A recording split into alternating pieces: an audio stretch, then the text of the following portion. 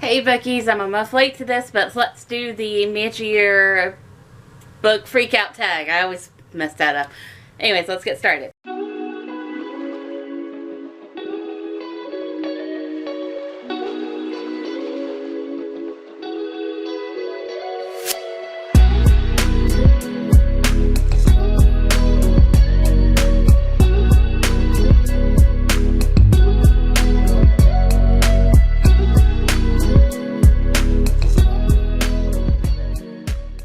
So, I am, of course, on very, very late to doing this. So sorry. But it is the mid-year freakout tag of 2022.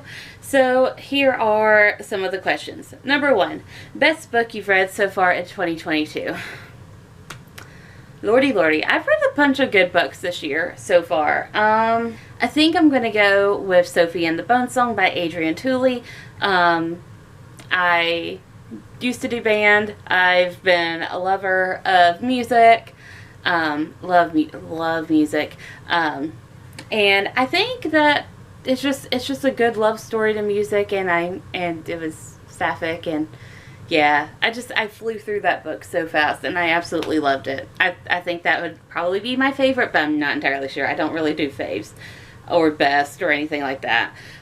Number 2, best sequel you've read so far in 2022. Did I read it? Have I read a sequel so far this year? What's the sheet say? Does it ever drive you crazy just how fast the night changes? It's not looking like I've read a sequel, but I think I've read a sequel. Where are all the freaking sequels on this list? Help me. Why are there so many standalones on here? I found one. Okay, finally found one. So I'm going to go with the Merciless ones by Namina Forna. This is the sequel to the Gilded ones.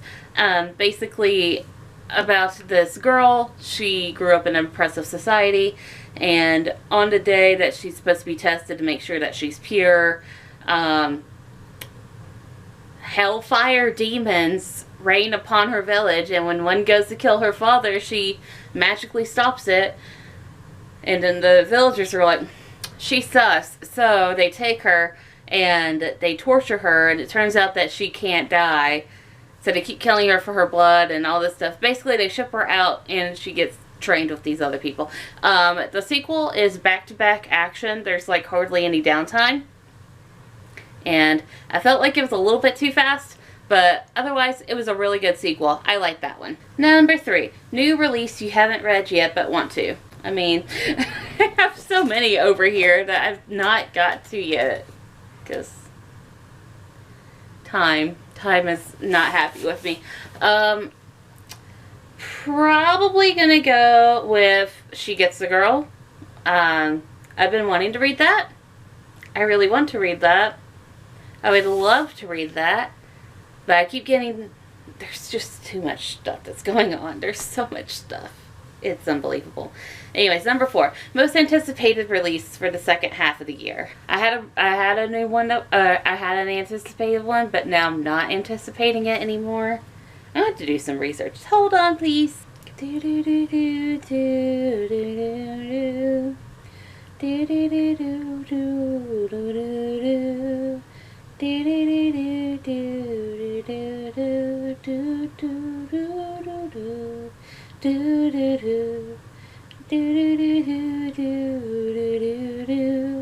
I know the answer. Okay, anyways.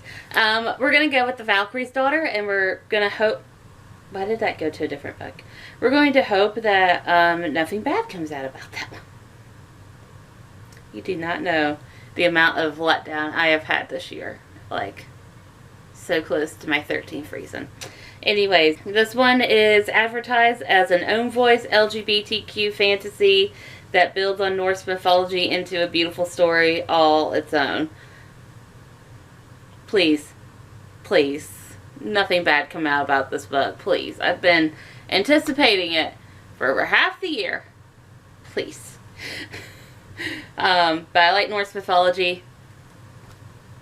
And I don't know, just something about the cover. I've been anticipating it. Biggest disappointment. Oh dear God, there have been a bunch of disappointments this year. I'm gonna go with two. The current news. This is like June 28th. That by the time I'm, you know, talking about this or making this video. There's been two. The news about Rebecca Mix's The Ones We Burn. That was such a big disappointment. Like you don't even know how horribly disappointed I am. I'm also disappointed in The Wolves Are Waiting. That one was god-awful, and I was also anticipating that. Like, why? Why? Number 6, biggest surprise. What was a big surprise this year? What surprised me in a good way this year? There was very little of good surprises this year. You know, this year's been such a shit show. Okay, I'm going to go with Never Coming Home. I didn't think that it would be wrote in the way that it was, which surprised me. But it also surprised me how much I liked that type of writing style. It's very multi-POV. There's a lot of overlapping POV. There's a lot of POV switching. And while it was really confusing, I think it ended up working for the book. I think other ways of writing it could have also worked for the book, but I think that this worked. And it was pretty good. It was a good book. We're going to go with that, because everything else is just depressing me. Anyways, number 7, favorite new author, debut or new to you? Brian D. Kennedy, I think. I really liked A Little Bit Country. I thought it was really good. And I'm really looking forward to what else he has to write. Number 8, newest fictional crush. I don't get book crushes. Sorry, there was an intermission there. My dog had to alert me that my fairy loot had arrived. Anyways, newest fictional crush. I don't get those. I don't get those. Anyways, moving forward. Number 9, newest favorite fictional character. Newest favorite fictional character. You know, I don't really have those as much either. Maybe a standout character would be Frankie from Dead End Girls by Wendy Hurd. But I really just don't have favorite characters. I can barely remember characters' names. Number 10, book that made you cry. God, I've been talking about this book so much lately today. This one. Deep in Providence. It'll make you cry. I've already talked about this so many times, so y'all already know what that one's about, but just go get it. Just go get it. A book that made you happy. Is there any happiness this year? Like, was there really any happiness? Anyways, my answer would be Uncharted and Unbroken by L.A. Temple, because lesbian pirates. There has to be some happiness in this world, and I choose lesbian pirates. Number 12, most beautiful book you've bought so far this year. For most beautiful book I've bought or received this year, I think I'm going to go with Daughter of the Moon Goddess. It's just super pretty. Look at this artwork. It's so pretty. I absolutely love this book and the artwork, and I can't wait for the sequel. It's been good. 13, what books do you need to read by the end of the year? That's not a fair question. It's everything. I'm so behind, guys. I'm like so behind. Like, you wouldn't even imagine. I'm so behind. And I keep getting sick. And stuff keeps happening. And it's just... it's really, really bad. It's so bad. And... anyways, that is the mid-year Freakout book tag. Yay! I'm behind. If you're like looking for stats or anything, I don't know how people normally do these. This is my first time doing this. Right now, I'm at 133. I'm about 30 books behind, and my goal is 350 this year. I don't know if I'm gonna hit that. It's looking really, really bad for me. But yeah, that is everything that I'm going to showcase today. Hopefully the rest of this year goes better. I don't know. It's been a shit show this year so far.